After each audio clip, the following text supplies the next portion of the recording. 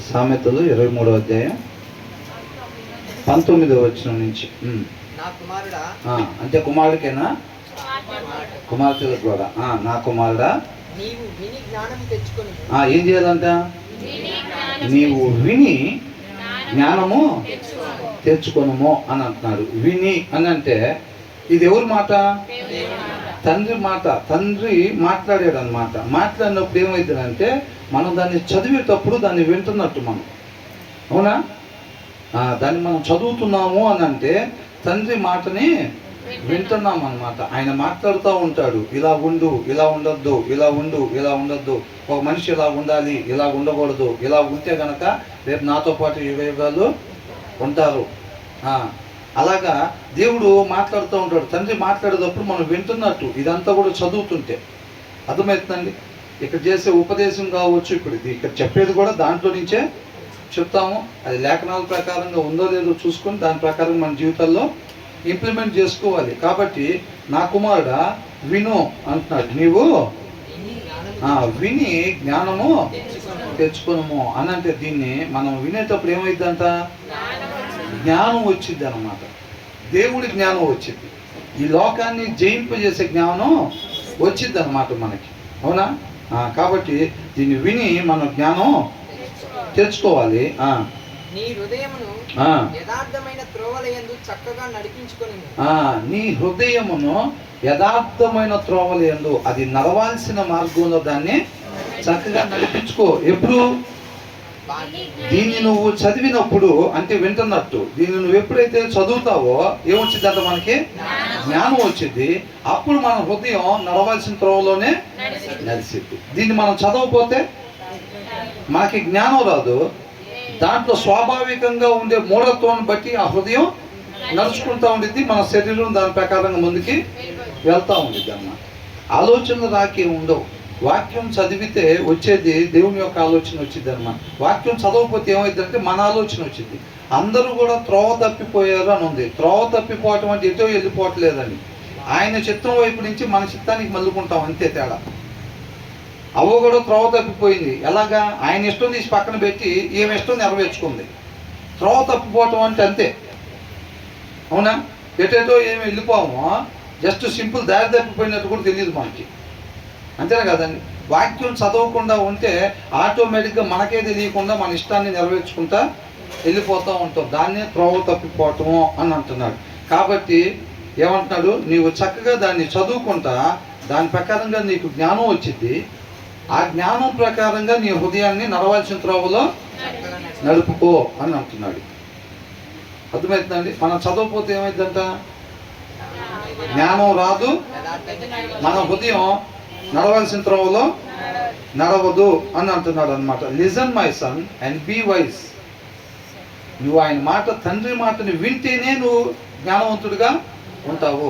వినకపోతే జ్ఞానవంతుడిగా ఉండము మన ఎవరైనా సరే, అవునా? Listen my son and be wise and set your heart on the right path. వెళ్ళాల్సిన మార్గంలో దాన్ని నడిపించుకో అని అంటున్నాడు. ఆ జ్ఞానం కలిగి.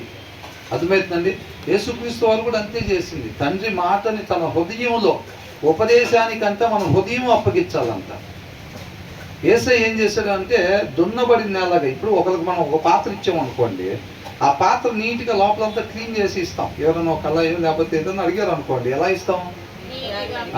అలాగా యేసయ్య కూడా ఏం చేశాడంటే తన ఇష్టాలని ఏమీ లేకుండా తనను పూర్తిగా ఉపేక్షించుకొని, శిలువ మీద మరణం చెందిందే మనకు తెలుసు, దానికన్నా ముందే తనను తాను మరణానికి గురి చేసుకున్నాడు. యేసయ్య బాప్తిసం తీసుకున్నాడా లేదా? బాప్తిసం తీసుకున్నాడంటే తనను తాను పూర్తిగా ఉపేక్షించుకున్నాడు. ఉపేక్షించుకొని తన హృదయాన్ని దేవుడికి అర్పించాడు అన్నమాట. చక్కగా దేవుడు ఏదైతే చెప్తున్నాడో తన హృదయంలో దాన్ని పెట్టుకొని ఆ హృదయాన్ని నడవాల్సిన మార్గంలోనే నడిచేటట్టుగా చేసుకున్నాడు అన్నమాట, అవునా? కాబట్టి తర్వాత ఏమంటున్నారు? ద్రాక్షారసము త్రాగు వారితోనైనను మాంసము హెచ్చుగా తిను వారితోనైనను సహవాసము చేయ. ఇప్పుడు మన హృదయం నడవాల్సిన మార్గంలోనే నడవాలంటే ఏం చేయాలంట? వాక్యము చదవాలి. ఇప్పుడు ఇవాళ మన హృదయం నడవాల్సిన త్రోవలోనే నడవాలంటే ఇవాళ వాక్యం చదవాలి. రేపు కూడా అలాగే నడవాలంటే రేపు కూడా వాక్యం చదవాలి. అంతవరకు కూడా ఏం చేయాలి? అందుకనే ప్రతి దినము కూడా వాక్యం చదవాలన్నమాట. అప్పుడు నడవాల్సిన త్రోవలోనే మనం నడుస్తూ ఉంటాం. అర్థమవుతుందండి. తర్వాత ఏమంటున్నారు? ద్రాక్షారసము త్రాగు వారితోనైనను మాంసము హెచ్చుగా తిను వారితోనైనను సహవాసము చేయకుండా. ఇక్కడ ఏమంటున్నారంటే, నా కుమారుడా, నీవు విని జ్ఞానం తెచ్చుకును, నీ హృదయమును యథార్థమైన త్రోవలందు చక్కగా నడిపించు. నేను చెప్పబోయే విషయాలు జాగ్రత్తగా విని జ్ఞానం తెచ్చుకో. నువ్వు ఎలా ఉండాలో ఎలా ఉండకూడదో నేను చెప్తాను. నువ్వు దాని ప్రకారంగా విని నువ్వు ఎలా ఉండాలో అలాగ మాత్రమే ఉండేటట్టుగా చెయ్యి. నువ్వు తప్పిపోయావు కదా, అవతలకి వెళ్ళిపోయావు. మరణం అనే దాంట్లో నుంచి అవతలకి వెళ్ళిపోయావు. నీకు నాకు మధ్యలో అది అర్థం వచ్చేసింది. నువ్వు అటు నుంచి ఇటు ఎలా రావాలో నేను చెప్తాను. దాని ప్రకారం నువ్వు జ్ఞానం తెచ్చుకున్న దాని ప్రకారంగా నడుచుకో అంటున్నాడు. ఏంటంటే అది ద్రాక్షరసము. ఇవన్నీ ఏంటి అనుకుంటున్నారు? డబ్బులు సంపాదించుకోవటం, ఆరోగ్యం చూసుకోవటం, ద్రాక్షరసము హెచ్చుగా తినటం, ఇవన్నీ అపవాది అంబుల పొదిలో ఉండే బాణాలు అన్నమాట. ఇవన్నీ అర్థమవుతుందండి. ఆయన కుమారులుగా కుమార్తెలుగా ఎప్పుడైతే మనం తప్పు చేసామో, పాపం చేసామో, అధికారం ఎవరికి వెళ్ళిపోయింది? అపవాదికి వెళ్ళిపోయింది. అపవాది ఏ ఆయుధాలని ఉపయోగించి మనల్ని పడగొడతాడో సర్వోన్నతుడైన దేవుడికి ముందుగానే తెలుసు. కాబట్టి ఆయన చెప్తున్నాడు అన్నమాట. ఏమని? ఇదిగో ఇప్పుడు ఈ లోకాది ఎవరికైతే అధికారం వెళ్ళిపోయిందో ఈ ఆయుధాలని వాడతాడు. అర్థమవుతుందండి. ఈ ఆయుధాలని వాడతాడు. వేస్య అనే ఆయుధాన్ని వాడతాడు. బంగారం అనే ఆయుధాన్ని వాడతాడు. డబ్బు అనే ఆయుధాన్ని వాడతాడు. పేరు అనే ఆయుధాన్ని వాడతాడు. తల మెరిసిపోయే మద్యం అనే ఆయుధాన్ని వాడతాడు. గుమాయిచ్చి స్మెల్ ఇచ్చే ఆహారాన్ని ఆయుధంగా వాడతాడు. ఇవన్నీ వాడు ఆయుధంగా వాడతాడు.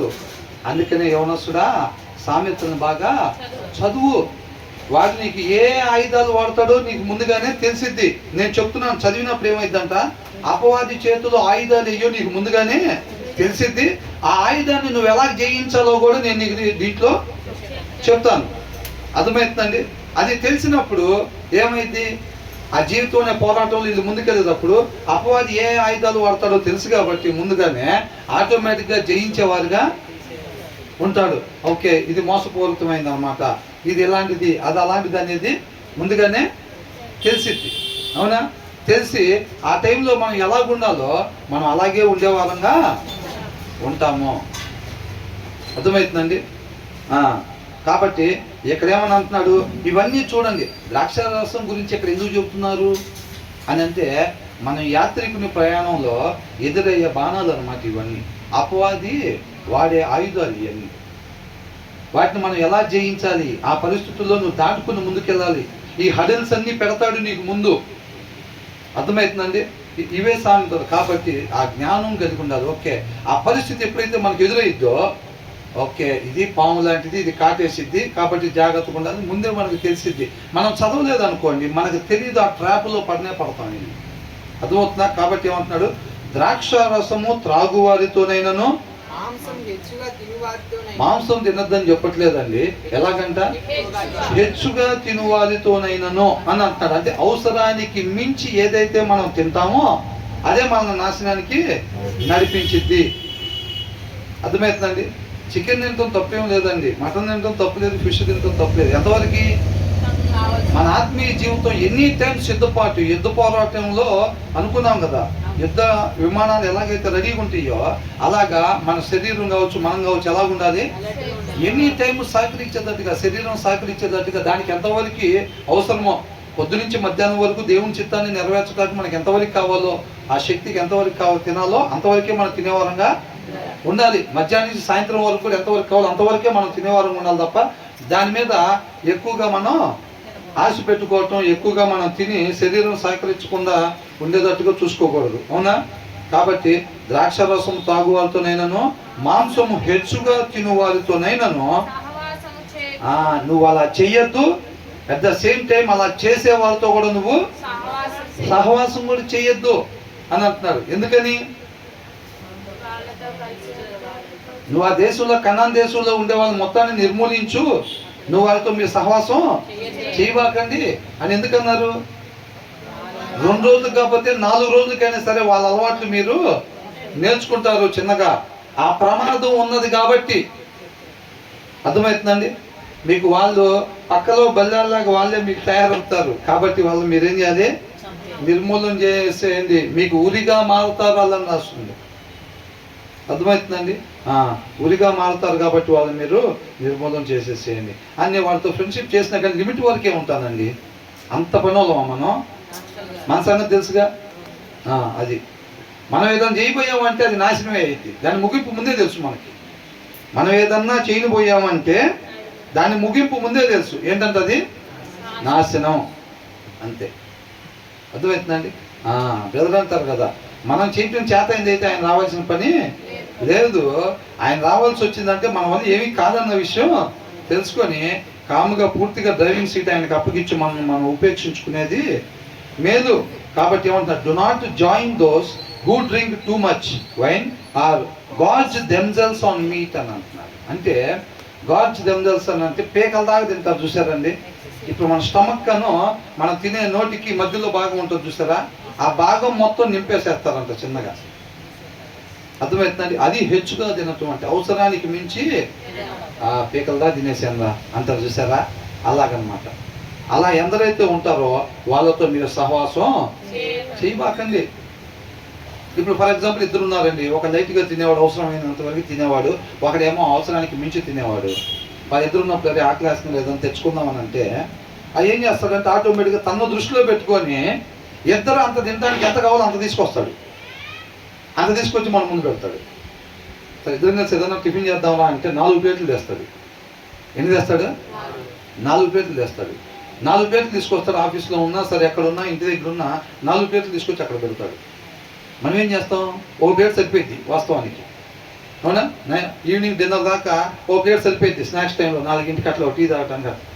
కాకపోతే ఏం చేస్తాడు? 4 ప్లేట్లు తెస్తాడు. అప్పుడు ఇద్దరికి ఒక్కొక్కరికి ఎన్ని ప్లేట్లు వచ్చినాయి? 2 ప్లేట్లు వచ్చినాయి. మరి ఇదేమో ఒక ప్లేట్ తింటే రెండో ప్లేట్ ఏమైంది? వేస్ట్ అయింది. అదేమైంది? మనకు శోధనగా మారిద్ది. దాన్ని వదిలిపెట్టి పడేయాలంటే మనకేమో మనసు ఒప్పదు. ఏం చేస్తాం?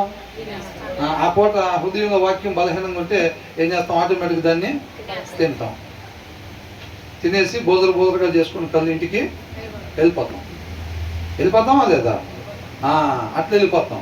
ఇంట్లో ఉండేది ఎంతమంది బాగుపడింది అంటే 4 ఉంటుంది. 2 చిన్నపిల్లలు, తల్లిదండ్రులు. ఆదివారం తెచ్చే చేపలేమో 4 కిలోలు. ఏంటంట? 4 కిలోలు చేప తెస్తాం. 2 పిల్లలు, 2 పెద్దవాళ్ళు ఉండేది. అది చూస్తే రేపు పొద్దునకు పాడైద్ది కూర. రేపు పొద్దునకో రేపు మధ్యాహ్నానికో పాడైద్ది. మరి ఇప్పుడు ఏం చేయాలి? ఈ 2 పూటలో తలా 1 కేజీ తినాలి. ఎంత?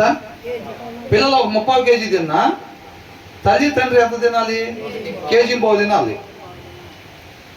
తినాలా లేదా? తినకపోతే ఏమైంది? పాడైద్ది. చూస్తా డబ్బులు తీసుకెళ్ళి కట్టాం కదా, మరి అది అందుకనే సహవాసం చేయబాకని అంటున్నాం. అవునా కదా? మనం ఎంతవరకు ఉన్నాము, ఎంత తెచ్చుకోవాలి, ఏం చేయాలి, అదంతా కూడా జ్ఞాన వివేకాల మీదనే ఆధారపడి ఉండేది. లేకపోతే 3 ఉంటే 3 కేజీలు, 4 ఉంటే 4 కేజీలు తీసుకొస్తాం. కారణాలు దానికి 1,00,000 ఉంటాయి. 4 అంటే ముళ్ళు ఉండవని తెచ్చామండి, లేకపోతే అదే అండి దానికి కారణం ఏదైనా కానీ 1.5 కేజీ తినాల్సిందేగా. మరి అది మళ్ళీ పాడైపోయింది. కాబట్టి 4ంటికి స్నాక్స్ టైంలో కూడా భోజనమే. అది ఏం పేరు? యేసోబు. అంతేగా? అంతేనా కదా? ఏ పేరు అని అంటే విశ్వాసి పేరేగా యేసోబు. లోకానికి వెలుగుగా. మిమ్మల్ని ఎందుకు సృష్టించాడంటే దేవుడు అని అంటే లోకానికి వెలుగుగా, ఉప్పుగా అంటాం. ఆ టైంలో ఎవరన్నా పిలిస్తే కదిలేది లేదు, అసలు వినపడదు సరిగ్గా. అట్లాగనమాట.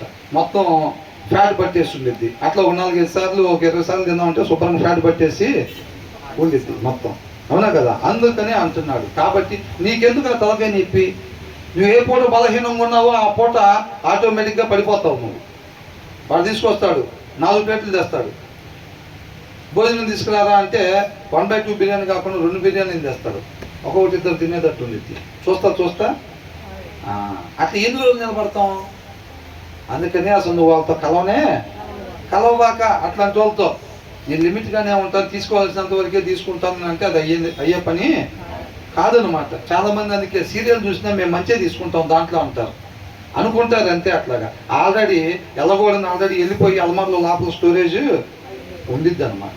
ఆటోమేటిక్గా భర్త దగ్గర ఆ సీరియల్లో ఆమె ఎట్లాగా మాట్లాడిందో, ఎలా ప్రవర్తించిందో ఆ టైంని బట్టి ఆటోమేటిక్గా వచ్చేసింది. నేను తీసుకోలేదని అనుకుంటాం, కానీ ఆ మాట తీరు కావచ్చు, ఆ ప్రవర్తన కావచ్చు, ఆటోమేటిక్గా వచ్చేస్తాయి అన్నమాట అవి. కాబట్టి మనం అది వద్దు అన్న దాని జోలి పోకూడదు అంతే. అవ్వకుడు ఏం చెప్పారు? అవతో చెప్పారా లేదా? అవ్వకు తెలుసా లేదా? ముందు తెలుసు కాబట్టి మీరు ఏదైనా తినకూడదని దేవుడు చెప్పాడంటే, అవును మేము ఈ చెట్టు పండు తినకూడదని చెప్పింది. ఆమెకు ఎక్కడ తెలుసు? ఆదాము చెప్పాడా లేదా? చెప్పాడు కాబట్టి మేము ఈ చెట్టు పండు తినకూడదు, ముట్టకూడదని ఏమో చెప్పింది. కాబట్టి ఆయన ఏమన్నాడు? అపవాది వచ్చి మీరు దేవుళ్ళలాగా మారిపోతారని అనగానే ఏమో మళ్ళా పండుగలు చూసిందంట. ఒకసారి తినొద్దు అని చెప్పిన తర్వాత ఇక దానికి వెళ్ళి మళ్ళీ చూడాల్సిన అవసరం లేదు. ఏమని చూసినప్పుడు అపవాది ఎట్లా వాడిపోయింది పెడతాడా? చూసినప్పుడు అంట రమ్యంగా కనపడింది అంట. ఆయన దగ్గర ఉండే బాణాలు అట్లా ఉంటాయి. ఎలా ఉంటాయి? మందు ఎలా ఉండిద్ది? నల్లగా ఉండిద్ది, కుంకుడికాయ రసంలాగా ఎర్రగా నిగనగలాడిపోతూ ఉంటాయి. అవునా? మనం వెళ్తుంటే వైన్ షాపులు ఉంటాయా? వైన్ షాప్లో లైట్లు పెడతారు, అవి చూస్తేనేమో అట్రాక్టివ్ కలర్లో, ఆరెంజ్ కలర్లో, రెడ్డిష్ కలర్లో, అలాంటి కలర్స్లో పెట్టి జిగిజిగేలు అనిపిస్తూ ఉంటాడు అనమాట. అవునా కదా? మనం బలహీనంగా ఉంటే ఏమైంది? అదే నువ్వు తాగద్దులే రారా, జస్ట్ తిందు కానీ అంటాడు. 2 రోజులు తింటావు టచ్చింగ్, 3 రోజులు తింటావు, 4వ రోజు ఏమైంది? వాడు తెచ్చుకునే సీసా, వాడు మూత ఓపెన్ చేసేది, గ్లాసులో పోసుకునేదాన్ని చూస్తూ ఉంటాడు. అవునా? చూస్తూ ఉంటాడు. ఇప్పుడు ఏమైంది? ఆటోమేటిక్గా 3వ రోజు కాకపోతే 6వ రోజైనా 1 గ్లాస్ కాస్త 2 గ్లాసులకి మరి వ్యవహారం అయిపోయింది. కాబట్టి మీరు కనీసం వాళ్ళతో సహవాసం అట్లాగా చెయ్యొద్దు అని అంటున్నాడు అనమాట. త్రాగుబోతులతోనూ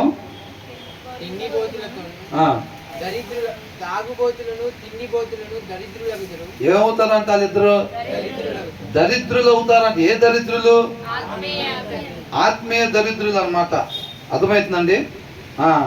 వాళ్ళిద్దరు అంట. ఎవరెవరు? తాగుబోతులు, తిండిబోతులు. వాళ్ళిద్దరు కూడా అంట ఏమంటున్నాడు? For the drunkard and the glutton will come to poverty. Poverty అంటే లేమితనం. ఏ లేమితనం? ఆత్మీయ లేమితనం. అవసరమైనంత కూడా లేకుండా, లేకపోయిందండి పాస్ మార్కులు వస్తే చాలుగా నిత్య జీవంకి వెళ్తాం. పావర్టీ లేమితనం అంటే ఆ పూట తినడానికి లేకపోవటం, మినిమం అవసరతలు లేకపోవటం అన్నమాట లేమితనం అంటే. అర్థమవుతుందండి?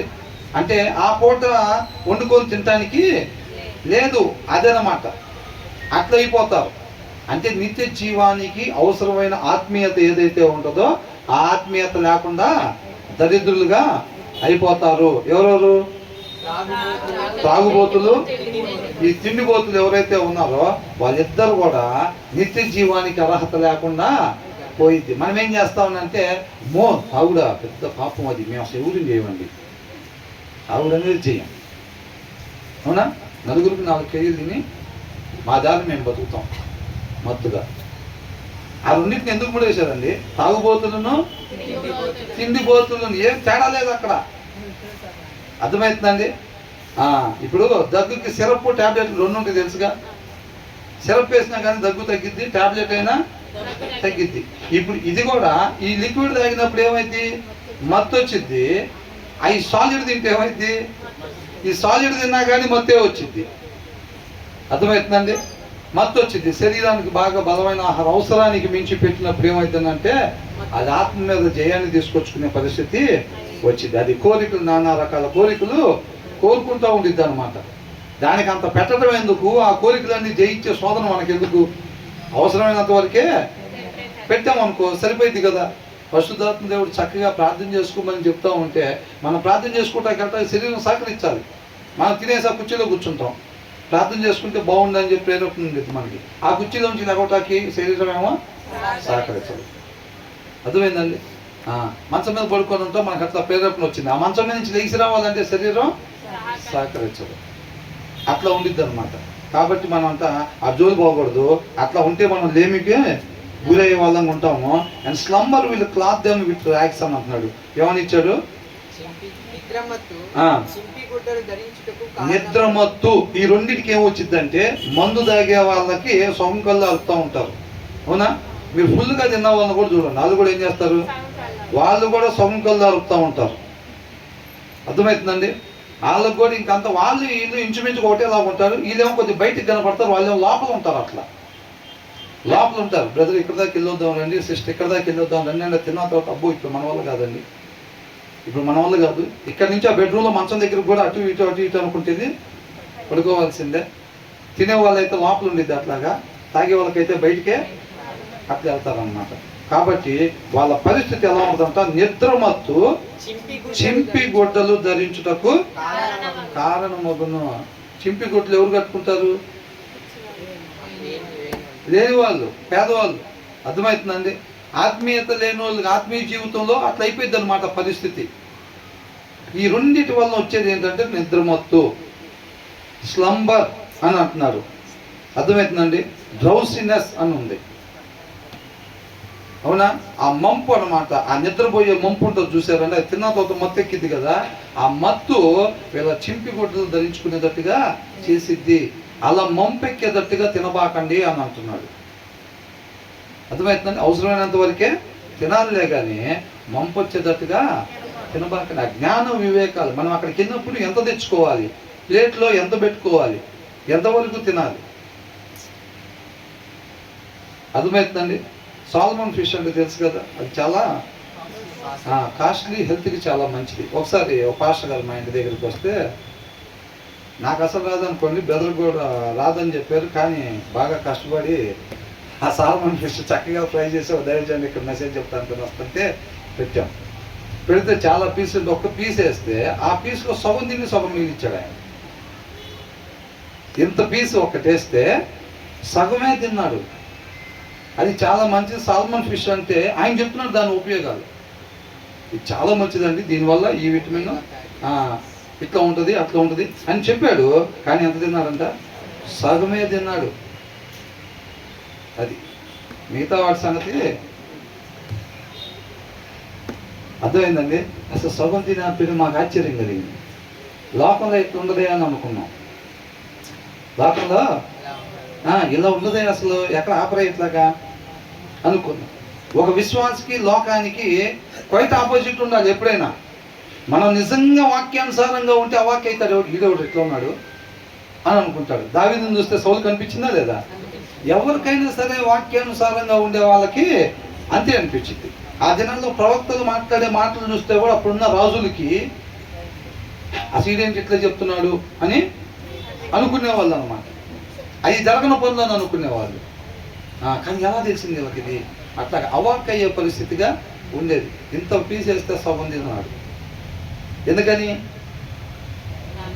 అంతవరకే అవసరం. జనరల్గా పాస్టర్ గారు వస్తున్నారంటే మనం చాలా వెరైటీస్గా ప్లాన్ చేసుకుంటాం. అర్థమైందండి? 2 ఇడ్లీలు, ఒకవేళ అది కాకపోతే ఈవినింగ్ స్నాక్స్ టైం అయితే 2 ఇడ్లీలు. బ్రదర్ ఇది అక్కడి నుంచి తీసుకొచ్చాము, ఇలా ఉంటుంది, దీని స్పెషల్ చట్నీ ఇలా చేస్తారా, ఎలాగన్నా చేయకండి. ఏంటంట 2. అది పరిస్థితి. వాళ్ళు ఆ జ్ఞాన వివేకాలు, ఆ ఎక్సర్సైజ్ నేర్చుకున్నారన్నమాట. మనం ఎర్లీ మార్నింగ్ 3 o'clock ప్రేయర్ చేసుకోవాలనుకోండి, లేచి ఒక్కొక్కసారి స్కిప్ అయిపోతూ ఉండేది.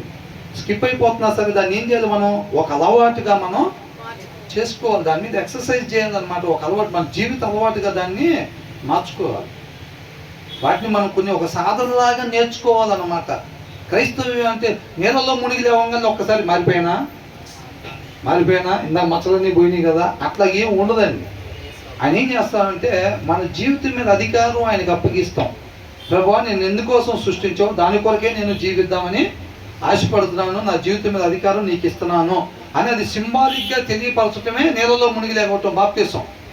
అప్పటి నుంచి స్కూల్లో జాయిన్ అవ్వటం లాంటిది అనమాట. అది ఏంటి, మొత్తం చదివి అయిపోయింది, మిస్టర్ పర్ఫెక్ట్ అయిపోయింది, ఇప్పుడు మునుగుతా నీళ్ళలో మునిగి లెగుస్తా అనేది కాదండి. అది స్కూల్లో జాయినింగ్ లాంటిది. చాలా మందికి అది తెలియక ఇంకా చిన్న అలవాటు ఉందండి, ఒకటి అది ఉందండి, ఇది ఉందండి, అది కూడా మొత్తం క్లియర్ చేసి మిస్టర్ పర్ఫెక్ట్ అయిన తర్వాత బాప్టిజం. మిస్టర్ పర్ఫెక్ట్ అయితే ఇంకెందుకు? అవునా? బాప్తిసం అనేది ఎప్పుడైతే మన జీవితం మీద అధికారం ఆయనకి ఇస్తామో, మన ఉద్దేశాన్ని తెలియపరుస్తామో, అప్పటి నుంచి ఆయన వాక్యం అనే షవర్ కింద మనం పెట్టి ఆ మురికంతా కడిగేసి, ఉండకూడదంతా కడిగేసి ఆయన గుణలక్షణాలు మనలో డౌన్లోడ్ చేస్తాడన్నమాట. ఆ ప్రాసెస్ అంతా డే బై డే జరుగుతూ ఉండిద్ది విశ్వాసకి. ఎప్పుడుదా జరిగింది? అంతం వరకు జరిగింది. ఎంత పెద్ద దైవజనుడికైనా సరే. అవునా? సమూయేలుకి ఆ టైంలో కూడా అసలు అప్పటికే ఎంత పేరు, సమూయేలు ఊర్లోకి వస్తున్నాడంటే భయపడ్డారంట. అంత సీనియర్ మోస్ట్ ఫస్ట్ దావీదు అన్న వచ్చి నిలబడంగానే ఏమనుకున్నాడంట? రాజు కాబోయేవాడు కరెక్ట్గా వచ్చి దేవుడి ముందు నిలబడ్డాడు అనుకున్నాడా లేదా? అంటే ఏంటంటాం? ఇంకా తెలుసుకోవాల్సింది ఉందా లేదా? ఇంకా తెలుసుకోవాల్సింది ఉంది. కాబట్టి చివరి దాకా కూడా ప్రాసెస్ జరుగుతూనే ఉండిద్ది. అందుకని అంటున్నారు, మిస్టర్ పర్ఫెక్ట్లు ఎవరు లేరు, ఒక్కళ్ళు కూడా లేరు. మనం అందరం కూడా చక్కగా ఆయన అర్థం తీసుకొచ్చి మన ముందు పెడతాడు. ఎక్కడెక్కడైతే మన మచ్చలు ఉన్నాయో మనం తీసేసుకోవాలో, మన జీవితంలో అవి తీసేసుకుంటా ఉంటే చక్కగా ముందు పక్కన అంతా అయిపోగానే అర్థం తీసుకొచ్చి వెనక పెడతాడు. మళ్ళీ అర్థమైందండి? ఇటు సైడ్ చూసుకోవాల్సిన మచ్చలు చూపెడతాడు, మళ్ళీ తర్వాత తీసుకొచ్చి అర్థం ఇటు పెడతాడు. అట్లా అంతం వరకు ఉండిద్ది అనమాట. ఆయనకి కావాల్సిన ఆకారం, ఆయనకి కావాల్సిన పోలిక వచ్చిన తర్వాత ఏం చేస్తారు? ఇప్పుడు కళాయిలు, బజ్జీలు, గారెలు ఏమో వేసారు అనుకోండి, అట్లా వేసి తీసేస్తారా? అవి అయినాయా లేదా జాగ్రత్తగా చూసుకుంటాం. దేవుడు కూడా అంతే, మన పోలిక వచ్చిందా లేదా, స్వరూపం వచ్చిందా లేదా చూసుకొని, వచ్చింది మనం పంపించిన పని కూడా అయిందని అంటే అప్పుడు కమాన్ అంటాడు. అంతే, అప్పుడు వెళ్ళిపోవటమే. చివరి దాకా ఉండిద్ది అన్నమాట అది. అంతేగాని ఒక్కసారి నీళ్ళలో మునిగి లేకుండానే ఏం మారిపోయే పరిస్థితి ఉండదు. అట్లా అనమాట. కాబట్టి దినదినాన మనం వాక్యం ప్రతిరోజు కూడా చదువుతూ ఉంటే మనం విడిచిపెట్టుకుంటూ ఉంటాం. ఆయన గుణలక్షణాలు మనలోకి డౌన్లోడ్ అవుతూ ఉంటాయి.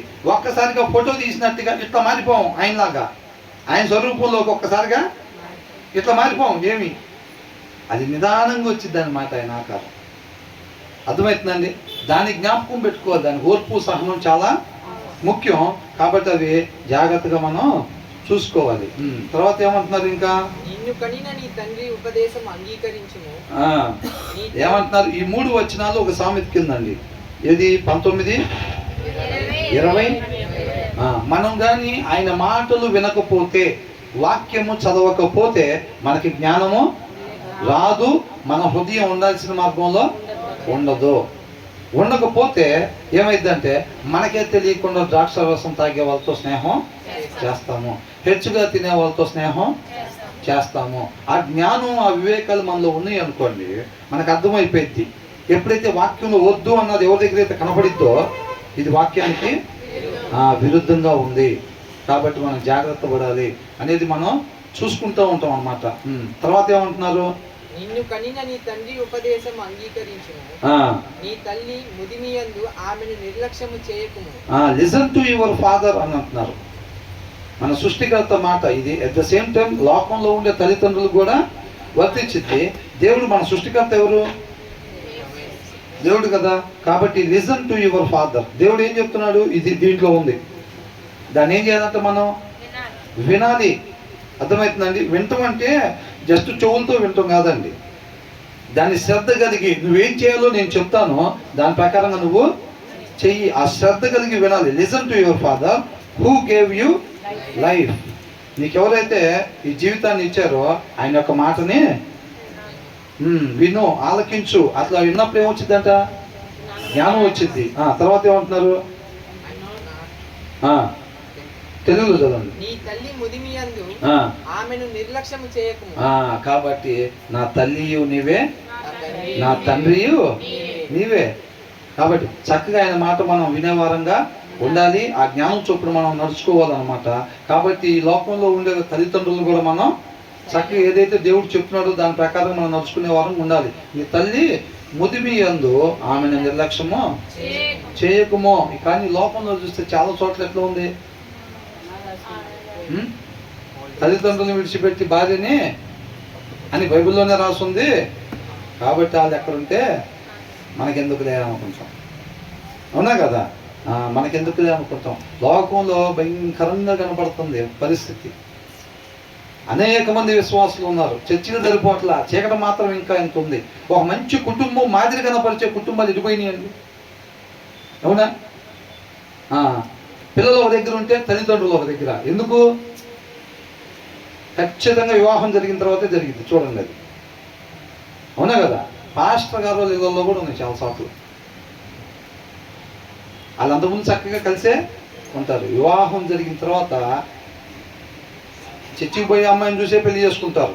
వీళ్ళు కూడా చర్చికి పోతారు, కానీ తల్లిదండ్రులు మాత్రం వేరే దగ్గర ఉంటారు అంతే. వాళ్ళు వస్తే మాత్రం ఊరుకునేది లేదు. అయితే అవతల నుంచి అయినా లేకపోతే యువతల నుంచి అయినా. మరి ఏం మాదిరి కనపరుస్తాం మనం? అదేనా ఉప్పు? మరి మన కుటుంబం మాదిరి ఉండాలా లేదా సొసైటీలో?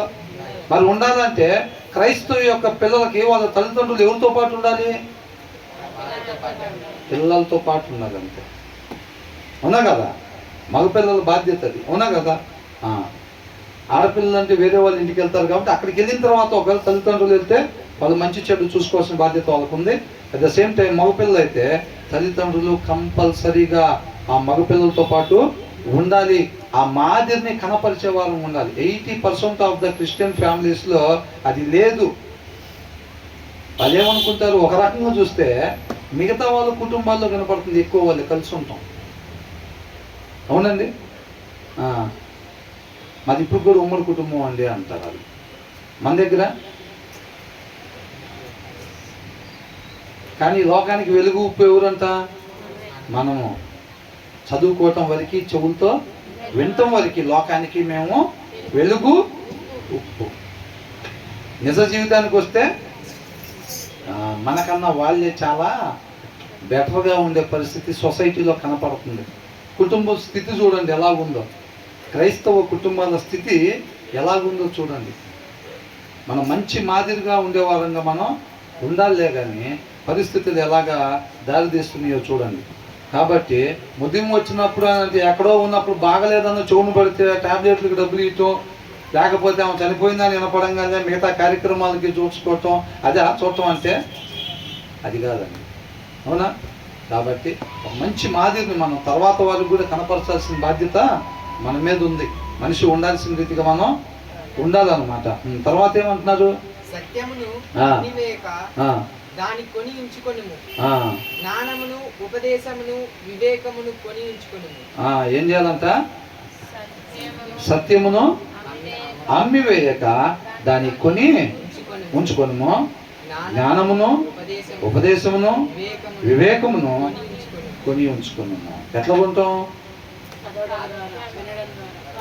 దేవుడి కృపను బట్టి మనకిచ్చిన సమయాన్ని ఇన్వెస్ట్ చేయాలన్నమాట. అవునా? ఇప్పుడు ఆ ఇన్వెస్ట్మెంట్ అని అంటే ఏం చేస్తారు? ఇక్కడ ఏమనుంది? సత్యమును అమ్మివేయక దాన్ని కొని ఉంచుకోనము. బంగారం మీద పెట్టుబడులు అంటే ఏం చేస్తాం? బంగారం కొని అడ్డు పెట్టుకుంటాం. దాని మీద ఇన్వెస్ట్ చేశారని, బంగారం మీద ఇన్వెస్ట్ చేశారు డబ్బుల్ని. కొంతమంది షేర్స్ కొంటారు, షేర్స్ కొంటారు అంటే వాళ్ళు షేర్స్లో ఇన్వెస్ట్మెంట్ పెట్టారు. మనం ఇన్వెస్ట్మెంట్ ఎక్కడ పెట్టాలంట? బంగారాల మీద, డబ్బుల మీద, షేర్స్లో లేకపోతే బ్యాంకులో ఫిక్స్డ్. ఈ కాదు మనం పెట్టాల్సింది. ఒక విశ్వాసి సత్యం మీద, సత్యాన్ని కొనుక్కోవాలి మనం. బంగారం కాదు కొనాల్సింది, షేర్స్ కాదు కొనాల్సింది, ఇలాంటివి కాదు అటు మనం కొనాల్సింది. ఏం కొనాలంట? సత్యమును కొనాలి, జ్ఞానమును కొనాలి, ఉపదేశమును కొనాలి, వివేకమును కొని ఉంచుకోవాలి. వాళ్ళు ఏం చేస్తారు? వెండి రేట్లు పెరిగితే వెండి కొని ఉంచుకుంటారు. వెండి రాబోయే రోజుల్లో వెండికి బాగా డిమాండ్ ఉంటుందంట అంటే ముందే ఓ 10-15 కేజీలు కొనేసి పెట్టేసేస్తారు, లాకర్లో పెట్టేస్తారు. అది ఇన్వెస్ట్మెంట్ అన్నమాట. కొంతమంది బంగారం బిస్కెట్లు కొనేసి ఇన్వెస్ట్మెంట్ పెట్టేస్తారు, షేర్స్ కొనేసి పెట్టేస్తారు. కాబట్టి ఇవన్నీ ఏంటి? అపవాది అంబుల పుట్టిలోని బాణాలు. ఇవన్నీ అర్థమవుతుందండి. లోకం ఇలా ఉంటుంది, నీ చుట్టూ ఇలా ఉంటారు. ఇదేమో వెండి దాస్తూ ఉంటాడు, వెండి కొనుక్కుంటూ ఉంటాడు, ఆ టైం ఇన్వెస్ట్ చేసి వెండి కొంటాడు. ఇదేమో బంగారం కొంటాడు, ఆయనేమో షేర్స్ కొంటాడు. కానీ వాళ్ళు కొంటున్నారు, వీళ్ళు కొంటున్నారు అని కాదు. మనిషి కొనాల్సింది ఏంటంట? సత్యము, జ్ఞానము, ఉపదేశము, వివేకముని, సత్యమును అమ్మివేయక.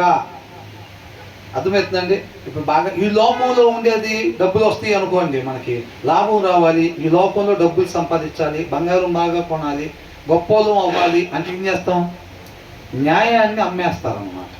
ఒక మనిషి ఎలా ఉండాలి? సత్య ప్రకారంగా ఉండాలి. దాన్ని తప్పుతారు అంతే, అలా ఉండరు, దాన్ని చెడిపేస్తారు. అర్థమవుతుందండి? న్యాయపు విధులను చెరిపి వేస్తారంట మూర్ఖుడు. హృదయంలో వాక్యం లేని వాళ్ళు చేసే పని. అర్థమవుతుందండి? మనం ఇక్కడ కోట్లు కోట్లు సంపాదించాలంటే ఏం చేయాలి? సత్యాన్ని విడిచిపెట్టాలి. అవునా? సత్యాన్ని విడిచిపెడితే కోట్లు వచ్చేసేస్తాయి. కాబట్టి మనం అలా కాకుండా ఏం చేయాలి? సత్యమును అమ్మివేయక అని అంటున్నాడు. ఎక్కడున్నా సరే మనం సత్యం ప్రకారంగానే ఉండాలి. అప్పుడు శాశ్వతమైన దాన్ని మనం పొందుకుంటా ఉన్నాం. ఈ కొంతకాలం ఉండిపోయే వాటిని మనం పొందుకోము. కాబట్టి చెప్తున్నారు. తర్వాత ఏమంటున్నారు? సత్యమును అమ్మివేయక దాన్ని కొని ఉంచుకునము.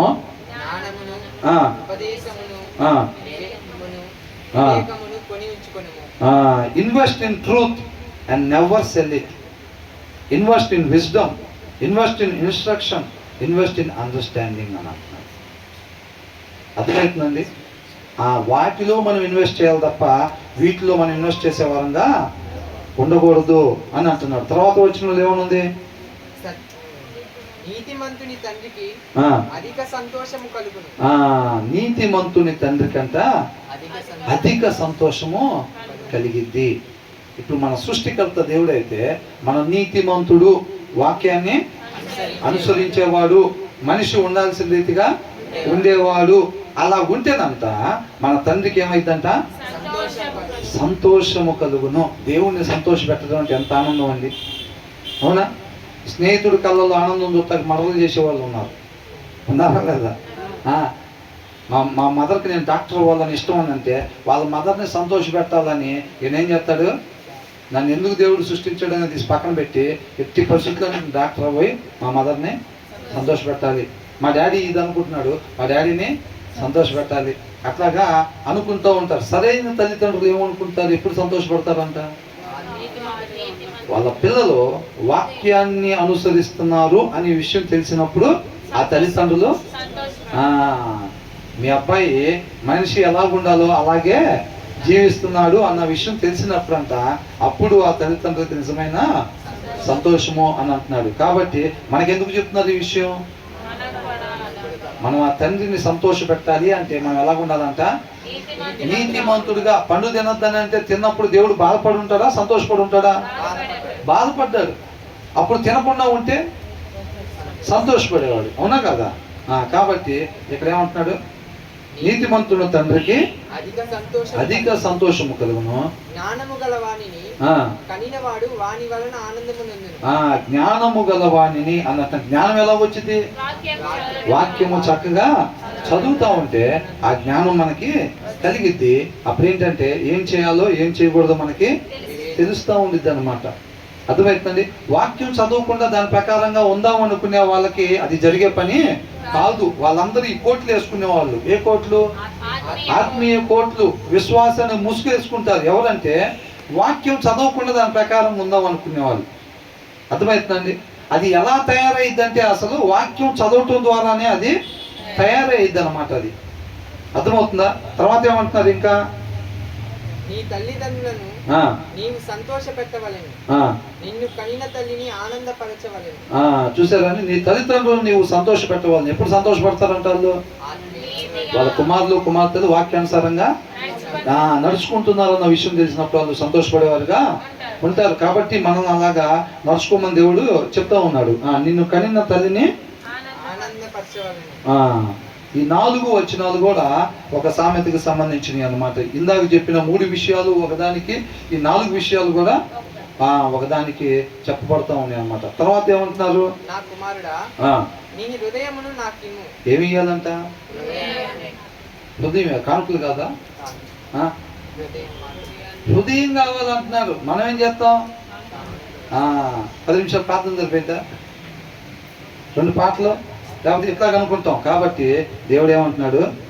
నీ హృదయాన్ని నాకు ఇవ్వు. మనం అది తప్ప మిగతా అన్ని ఇస్తూ ఉంటాం. హృదయం మాత్రం అట్టు పెట్టుకుంటాం మనం. అవునండి, మిగతా అన్ని ఇస్తూ ఉంటాం. తర్వాత ఏమంటున్నారు? నా మార్గములు నీ కన్నులకు ఇంపుగా ఉండనిమ్ము. నా మార్గములు నీ కన్నులకు ఇంపుగా ఎప్పుడుంటాయి? ఎప్పుడైతే మన హృదయం ఆయనకి ఇస్తే, నా కుమారుడా నీ హృదయము నాకిమ్ము. ఎలాగిమ్మంటున్నాడు? దాంట్లో ఇందాక అనుకుందాం, చూసారా? ఎవరైనా ఇంటి పక్కన వాళ్ళు వచ్చి ఒక పాత్ర అడిగినప్పుడు ఏం చేస్తాం? శుభ్రంగా కడిగేసి క్లీన్గా చేసి ఇస్తాం. యేసయ్య తండ్రికి తన హృదయాన్ని అలాగ అప్పగించాడు. అవునా? దాంట్లో నాదనేది ఇష్టం ఏమీ లేదు. ప్రభువా నువ్వు ఏదైతే నీ ఇష్టం చెప్తావో దాని ప్రకారంగానే నేను నడుచుకుంటాను. అలాగే మన హృదయాన్ని దేవుడికి అప్పగించాలన్నమాట. అర్థమవుతుందండి? నా ఇష్టం అనేది ఏది లేదు, నీ ఇష్ట ప్రకారంగానే నేను ఉంటాను అని చెప్పి తెలియజెప్పాలి. అంటే ఏంటి? నీ హృదయం నాకు ఇమ్ము అంటే మన వాక్యం చదివినప్పుడు ఏమైంది? మన హృదయంలోకి ఆ వాక్యమై ఉన్న దేవుడు వెళ్తాడు అనమాట. ఆ వాక్యమై ఉన్న దేవుడు మన హృదయంలో ఉంటాడు. నీ హృదయం నాకు ఇమ్ము అని అంటే ఆ అల్మార్లో బైబుల్ తీసి చదువుము అని అంటున్నాడు. ఏమంటున్నాడు? ఆ అల్మార్లో బైబుల్ తీసి చదువుము అని అంటున్నాడు. అది చదివినప్పుడు హృదయంలో పోయి నీ హృదయం నాకు ఇవ్వము అని అంటాం. మనం అయితే హృదయం కుదరదండి. అవసరమైతే కానుకలు ఇస్తాం, లేదంటే ఒక పూట స్నాక్స్కి డబ్బులు ఇస్తాం, లేదా చేపలు ఇస్తాం, ఒక ఫ్యాన్ ఇస్తాం, ఇట్లాంటి ఏదైనా చేయమని చేస్తాం తప్ప హృదయం మాత్రం ఇదేమని అని అంటాం. దేవుడు ఏమంటున్నాడు? నీ హృదయం నాకు ఇవ్వు అని అంటే నా మాటని నీ హృదయంలో ఉంచుకో అని అంటున్నాడు. అలా ఉంచుకున్నప్పుడు ఏమైందంట? నా మార్గములు నీ కన్నులకు ఇంపుగా అప్పుడు ఇంపుగా కనపడతాయి అన్నమాట. అర్థమవుతుందండి? ఎవరు హృదయాల్లో దేవుని వాక్యం పెడతామో అప్పుడు ఆయన మార్గాలు ఎలా ఉంటాయి? ఇంపుగా ఉంటాయి అన్నమాట. ఇంపుగా అంటే యెషయా గ్రంథం 11వ అధ్యాయంలో 4వ వచనం చూడండి ఒకసారి.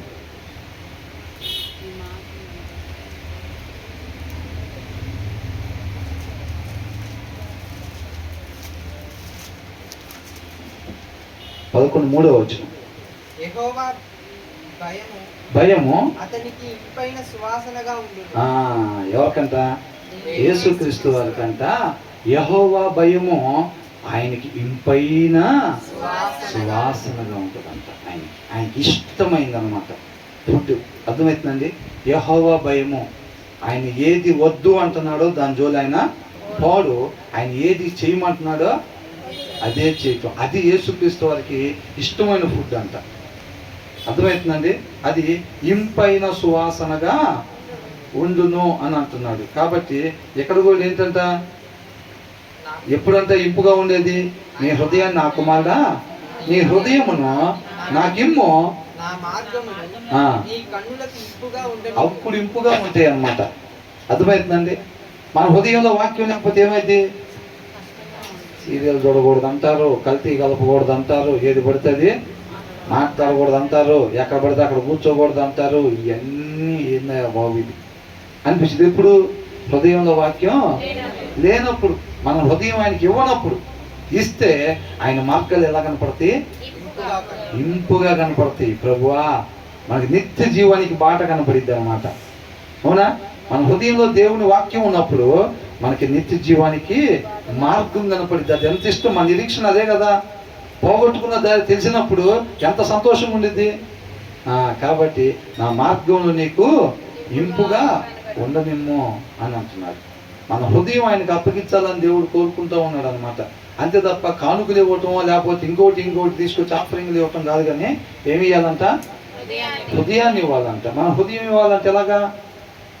మనం ఎప్పుడైతే వాక్యం తీసి చదువుతూ ఉంటామో అప్పుడు మన హృదయంలో ఆయన్ని అప్పగిస్తున్నట్టు అనమాట. ప్రభు నా హృదయంలో నువ్వు ఉండు అని చెప్పి మన పద్ధార్థ మన క్రియ ద్వారా తెలియపరుస్తున్నట్టు. అర్థమవుతుందా? తర్వాత ఏమంటున్నారు?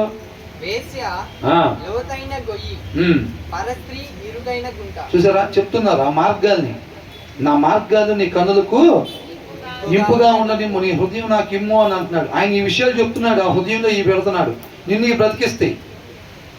దేవా నువ్వు రా, దేవా నాతో పాటు నువ్వు రా అంటే నేను రావసరలా, నా మాటలు నీ హృదయంలో పెట్టుకో, నిన్ను తండ్రి దగ్గరికి చేరుస్తాయి అంటున్నాడు. అవునా? నా మాటలు నీ హృదయంలో పెట్టుకో, ఈ నిన్ను తండ్రి దగ్గరికి చేరుస్తాయి అంటున్నాడు. వాక్యం ఉంటే దేవుడు ఉన్నట్టనే కదా, దేవుడు ఉన్నట్టే మనతో పాటు. కాబట్టి ఏమంటున్నాడు ఇక్కడ, వేశ్య లోతైన గొయ్యి, పరస్త్రీ. వేశ్యతనం చేసే వాళ్ళు ఉంటారు కదండి, అది జెంట్స్ అయినా లేడీస్ అయినా సరే, వాళ్ళు ఎవరైతే అట్లా ఉంటారో అదేంటంటే లోతైన గొయ్యి అని అంటున్నారు. మనం ఆ గోతులో పడితే ఏమైతే తెలుసుకున్నాంగా లాస్ట్ టైం, అంత ముందు వచ్చిన వాళ్ళని చూసాం.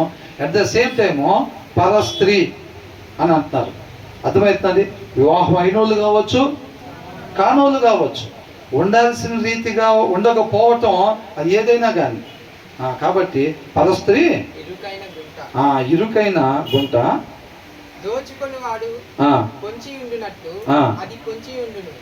ఏం చేసిద్దంట, బాణం, అపవాది అంబుల పొదులో నుంచి ఇది ఒక బాణం. అర్థమవుతుందండి, ఇది ఒక బాణం అన్నమాట. ఈ బాణం చూడటానికి ఏమంటున్నాడు, వేసే లోతైన గొయ్యి. ఇప్పుడు సామెతలు చదవలేదు అనుకోండి, యవనస్తులు సామెతలు చదవమని ఇందుకే చెప్తారు. ఆయన చదవకుండా తిరుగుతున్నాడు అనుకోండి, వాక్యం చదవకుండా యవనస్తుడు బయట తిరుగుతుంటే ఈ వేసి దగ్గర కనపడ్డాడు అనుకోండి, ఏమైంది, బాణం వేస్తాడా లేదా అపవాది? కంపల్సరీ ప్రతి ఒక్కరికి వేస్తాడు బాణం. అందరూ నశించిపోవాలనేదే అపవాది ఇష్టం. దేవుడి ఇష్టం ఏ ఆత్మ నశించిపోకూడదు అని అయితే అపవాదికి ఏమి ఇష్టం అంట, అందరూ నాలాగా నశించిపోయి నాతో పాటు ఉండాలనుకుంటాడు. అవునా కదా, ప్రతి ఒక్కరికి బాణం వేస్తాడు.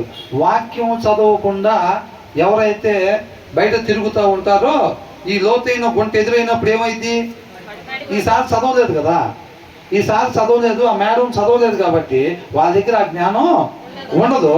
దొంగ పొంచి ఉండినట్లు అని అంటున్నాడు కదా కింద. ఏంటంట కింద వచ్చిన ఏమనుంది, దోచుకొని వాడు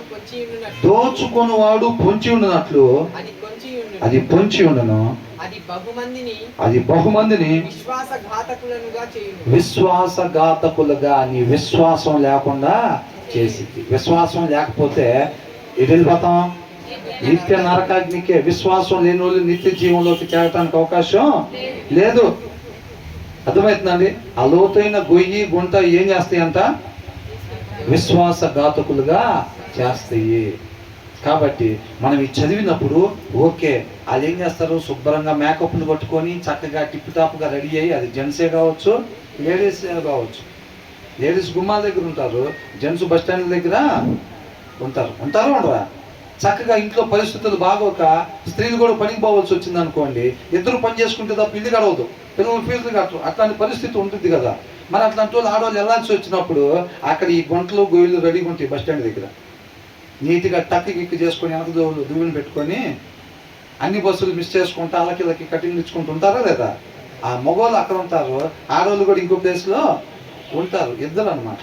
మరి ఎప్పుడైతే ఒరే ఇది దొంగలాంటి వాళ్ళు విశ్వాసఘాతకులుగా తయారు చేస్తారని ఎప్పుడు తెలిసింది, తండ్రి ఉపదేశానికి మన హృదయాన్ని అప్పగించినప్పుడు ఇది అపవాది బాణం, ఇది అర్థమైందా లేదా, చూపుల్లో తేడా అర్థమైందా లేదా, చూపుల్లో తేడా, మాటలో తేడా, ప్రవర్తనలో తేడా కనపడగానే అపవాది బాణం ఇక్కడ వాళ్ళు ఎక్కడ పెట్టాడు. ఆ జ్ఞానం ఆ వివేకం ఉంటేనే ఆ వలలో పడకుండా తప్పించుకోగలుగుతాం తప్ప, లేకపోతే యవనస్తులుగా ఉన్నా సరే ఆ తల్లిదండ్రులు వాళ్ళ చేత వాక్యాన్ని చదివించలేకపోతే మాత్రం ఏంటంట, అలా పిల్లల్ని వాక్యం చదివేటట్టు తల్లిదండ్రులు చేయకపోతే వాళ్ళకి వచనాలు తెలియదు కాబట్టి వాళ్ళు బస్ స్టాండ్లో బస్ ఎక్కడానికి పోయినప్పుడు ఏమైంది, ఆ గుంటలో పడిపోతారండి. లేదా ఆఫీస్ దగ్గరికి వెళ్ళినప్పుడు గొయ్యి రెడీగా ఉంటుంది, ఆ గోతిలో పడతారు. ఎందుకని, అది గొయ్యి వాళ్ళకి తెలియదు. ఇప్పుడు ఏనుగుని పట్టాలంటే ఏం చేస్తారండి, గుంట తీసి పైన మాత్రం నీట్గా ఎట్లా పెడతారండి, అబ్బా ఇక్కడ భలే ఉంది, గడ్డి పడుకోవటానికి హాయిగా ఉంది అనిపించేటట్టు పెడతారు. అక్కడ పైకి లోపల ఆ గుంటలో ఇలాంటి సూదిగా చెక్కిన కర్ర లాంటి పెడతారు. పైకి ఎలా ఉంటుందంటే మిగతా చుట్టుపక్కల ప్రదేశం కన్నా ఇక్కడ పడుకుంటే మాత్రం హాయిగా ఉంటుందిరా, భలే ఉంది గడ్డి అనేది తీసుకొచ్చి పైన పెడతారు. ఇది ఆటోమేటిక్గా దాని మీదకి పోయింది, పోగానే లోపల పడిపోయి. ఇది కూడా ఎట్లా పడితే అట్టగా ఇంట్లో 120 వేసులు వచ్చి రోడ్డు మీద ఉంచుంటారా, ఎట్లా ఉంటారు, నీట్గా రెడీ అయ్యి వస్తారు. ఈ సార్ వాళ్ళు కూడా జెంట్స్ కూడా ఎట్లా ఉంటారు, ఏదో ఒకటి నైట్ డ్రెస్ వేసుకుని వచ్చి బస్ స్టాండ్ కాడ ఉంటారా, టిప్ టాప్గా రెడీ అయ్యి వచ్చి బస్ స్టాండ్ కాడ ఉంటారు. అట్రాక్టివ్గా ఉంటారు అనమాట. అట్రాక్టివ్గా తీసుకొచ్చి అక్కడ పెట్టగానే సార్ ఏం చేశారు, రావడానికి 18 సంవత్సరాలు 25 సంవత్సరాలు వచ్చినాయి, సామెతలు ఒక్కసారి కూడా చదవలా. ఎందుకు నాన్న చదవలేదంటే అది చాలాసార్లు ట్రై చేశానండి. ఆది కాండం దగ్గర స్టార్ట్ చేసి మళ్ళీ 5వ అధ్యాయం కాడ అయిపోతున్నాను, ఒకసారి 12వ అధ్యాయం దగ్గర అయిపోయా, ఒకసారి ఒకళ్ళు అడిగితే ఏం చెప్తున్నారు, కుటుంబ సమస్యల వల్ల అంటున్నారు. ఏం సమస్యలు అంట? నీ హృదయంలో ఆశపడితే నువ్వు తృప్తిపరిచే దేవుడు ఆయన. ఆయన పాదాల చెంత చేసుకుందాం అనుకుంటే నిన్ను దూరం పెట్టగలిగిన వాళ్ళు ఎవరు లేరు. నీలో తగిన ఆశ లేదు కాబట్టి నువ్వు చదవలేకపోతున్నావు. అవునా? అందుకనే బైబిల్ చదవాలి. సామెతలు యవనస్తులుగా చదివించంటే ఓహో ఇదిదా మందు అట్లాగా, అది తల మెరిసిపోతా ఉండిద్ది, కానీ అది తీరా చూసి ఇట్లా చేసిద్దా, వేస్ట్ ఇట్లా ఉంటుంది, తర్వాత ఇట్లా చేసిద్దా అని ముగింపు. ఈ జ్ఞానం ఈ వివేకాలు వీళ్ళు పొందుకుంటారు పిల్లలు. అర్థమైందండి? పొందుకొని అప్పుడు ఇది సొసైటీలోకి వెళ్ళినప్పుడు వాడు బస్ స్టాండ్లో ఒక బాణం, ఆఫీస్ దగ్గర ఒక బాణం, దారిలో ఇంకో బాణం, అపవాది అన్ని బాణాలు సెట్ చేసి పెడతాడు. వీళ్ళకి ఆ జ్ఞానం వివేకాలు ఉంటాయి కాబట్టి వీళ్ళు ఏమవుతారు, ఇక్కడ ఒక బాణం ఉంది, ఇక్కడ బాణం ఉంది, ఇక్కడ బాణం ఉంది, జాగ్రత్తగా మనం నడుచుకోవాలి. ఆ వలలకి ఇరుక్కోకుండా, ఆ బాణాలకి దొరకకుండా చక్కగా ఈ యాత్రికుల ప్రయాణం ముందుకి సాగిస్తూ ఉంటారు అన్నమాట. చదవకుండా పోతే ఇక్కడ కాకపోతే అక్కడ పడిపోయే పరిస్థితి ఉంటుంది. ఉన్నదా? మరి హృదయం బలహీనంగా ఉందనుకోండి, ఏమైంది? చూపు తిప్పుకోలేని పరిస్థితి అయితే, బలం సరిపోతే అడుగు పక్కకు పడదు, వద్దనుకున్న అటే పోయిద్ది అడుగు. అవునా కదా? చాలా ఇబ్బందులు పడిపోతారు. కాబట్టి ఈ జ్ఞాన వివేకాలు మనల్ని కాపాడుతాయి, మన ఆత్మీయ జీవితాన్ని కాపాడుతాయి. అవునా కదా? కాబట్టి చూసుకోవాలి మన జాగ్రత్త. తర్వాత ఏమంటున్నారు, దోచుకున్నవాడు పొంచి ఉండినట్లు అది బహుమందినంట. ఎంతమందిని? ఎవరెవరైతే యవనస్తులుగా తయారయ్యి వాక్యం చదవకుండా బయటగా నీట్గా టీషర్టు ప్యాంట్లు, షర్ట్లు ప్యాంట్లు వేసుకొని తిరుగుతూ ఉంటారు చూసారండి, వాళ్ళందరినీ బహుమందిని ఆ జ్ఞాన వివేకాలు లేని ప్రతి ఒక్కడా వల్ల పడాల్సిందే. వాక్యం చదవకుండా పిల్లల్ని బయటకు వదిలిపెట్టండి, ఇవన్నీ వింతకుంటాయి వాళ్ళకి. అవునా? ఇదేదో వెరైటీగా ఉంది, మా ఇంట్లో ఎప్పుడు చెప్పలేదు ఇది, మనం కూడా పోదాం. అదేంటి అట్లా పొగ వస్తుంది, ఇదేంటి ఇట్లా ఎర్రగుంది, ఆమె ఏంటి అట్లా ఉంది అందరిలాగా కాకుండా, ఇట్లాంటివన్నీ ఉంటాయి. అర్థమవుతుందండి? ఆయన గురించి ముందే రాసి ఉంటుంది, వీళ్ళు చదవరు. వీళ్ళు చదవకుండా ఆల్రెడీ సొసైటీలోకి వెళ్ళిపోతాడు రోడ్డు మీద ఒక్కడే. అవునా? 10th దాకా తల్లిదండ్రులు తోడుకుంటారు, తీసుకురావటం తీసుకెళ్ళటం ఇవన్నీ. ఇంటర్మీడియట్కి వచ్చేసరికి వాళ్ళొక్కళ్ళే పనికి పోవటం, అదే వాళ్ళొక్కళ్ళే కాలేజీకి పోవటం, వాళ్ళొక్కళ్ళే రావటం అయింది. వీళ్ళకేమో ఈ జ్ఞాన వివేకాలు లేవు. అప్పుడు దాకా ఈ పుస్తకాలు చదవటం జరిపోయింది తప్ప ఈ పుస్తకం జోలి రాలా. మరి ఇది పోతుంటే ఏమైంది, ఒక బస్ స్టాండ్ దగ్గర కాకపోతే ఇంకో బస్ స్టాండ్ దగ్గర పడిపోయే పరిస్థితి ఉండిద్ది కదా మరి. కాబట్టి బాలుడుగా ఉండగానే ఏం చేయాలంట, వాళ్ళు నడవవలసిన త్రోవని నేర్పించాలి.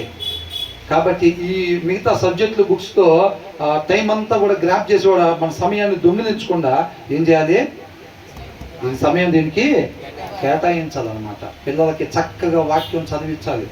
ఆశపడే ప్రాణాన్ని దేవుడు తృప్తిపరుస్తాడు. ఇదే బతికిచ్చింది. మనం ఉండవసరం లేదు. దీన్ని పిల్లల హృదయంలో పెట్టుకొని కాలేజీకి పోయినా వచ్చినా క్యాంప్కి వెళ్ళినా లేదంటే అక్కడే హాస్టల్లో ఉండి చదువుతున్నా సరే ఇది వాళ్ళని బతికిచ్చింది. మనం ఉండి ఏమీ చేయలేం. అర్థమవుతుందండి? ఒకసారి ఏమైనా అనుకున్నారు, ఓ బస్ స్టాండ్లో ఉంటే, నేను అప్పుడు కాలేజ్ టైంలో బస్ స్టాండ్లో ఉంటే వాళ్ళ నాన్న అమ్మని బండి ఎక్కించుకుని వెళ్తున్నాడు. నాతో పాటు కొంతమంది బస్ స్టాండ్లో ఉన్నారులేండి. ఆ రోడ్డు మీద ఆ అమ్మాయిని బండి ఎక్కించుకొని వాళ్ళ నాన్న వెళ్తున్నాడు. ఈ అమ్మాయి బస్ స్టాండ్లో ఉన్న అబ్బాయి కింద నుంచి టాటా చెప్తుంది. అర్థమవుతుందండి? ఏం చెప్తుంది? బస్ స్టాండ్లో ఉన్న అబ్బాయి ఎవరన్నా బాగా కనపడ్డారంటే టాటా చెప్పటం, అట్ట చేయటం చేస్తుంది. వాళ్ళ నాన్న ఏమనుకుంటున్నాడు, జాగ్రత్తగా పిల్లల్ని తీసుకుని వెళ్ళి జాగ్రత్తగా చేస్తామని అనుకుంటున్నాడు. ఎంతవరకు జాగ్రత్త చేస్తాడు వాళ్ళ నాన్న, వాళ్ళ అమ్మ ఎంతవరకు జాగ్రత్త చేసిద్ది. అవునా? వాక్యమై ఉన్న దేవుడు చేస్తాడు జాగ్రత్త. అది మన వల్ల ఏమీ అయ్యేది కాదు. అర్థమవుతుందండి? కాబట్టి చాలా జాగ్రత్తగా చూసుకోవాలి. ఈ విషయాలు ఎప్పుడైతే పిల్లలు చదువుతారో తెలుసుకుంటూ ఉంటారో, అమ్మో ఇట్లాంటి ఎదురైనప్పుడు దీని జోలు అస్సలు బాగూడదు అని అనుకుంటారు. దీని జోలు అస్సలు బాగూడదు, ఇది మన నాశనం చేసిద్దిరా బాబు అని అనుకుంటారు. ఏది వేశ్య ఆ బాణం ఎదురైనప్పుడు, ఈ వల ఎదురైనప్పుడు ఏమనుకుంటాడు, అరే చూస్తానికి అంతే ఉంటుంది, అది మనం నాశనం చేసిన దాకా నిద్రపోదు. పరస్త్రీ దగ్గర తేడాగా ఉన్నారనుకోండి, ఏమనుకుంటాడు, ఖచ్చితంగా మనం నాశనం చేసిన దాకా నిద్రపోదు అనుకుంటారా లేదా? ఆ తలతల్లాడే మందు చూడంగానే ఏమైద్ది, అట్లాగ అయ్యిద్ది అనమాట. కాబట్టి దోచుకునేవాడు పొంచి ఉన్నట్లంట, అది పొంచి ఉండి మన విశ్వాసఘాతుకులకు అయ్యేటట్టుగా చేసి వదిలిపెట్టేట. తర్వాత ఏంటంట, ఎవరికి శ్రమ, ఎవరికి దుఃఖము, ఎవరికి ఈ 3 వచనాలు ఏది 26, 27, 28 ఈ 3 వచనాలు ఒక సామెతకి, దానిపైన 4 వచనాలు ఒకటి, దానికి ముందు 19, 20, 21 ఇవన్నీ కూడా ఇప్పుడు ఇక్కడి నుంచి చదువుకోబోయేది మొత్తం కూడా ఒక సామెతకి అన్నమాట. ఇప్పుడు వరకు 18 అయినాయి. ఇప్పుడు చదువుకోబోయేది 19వ సామెత.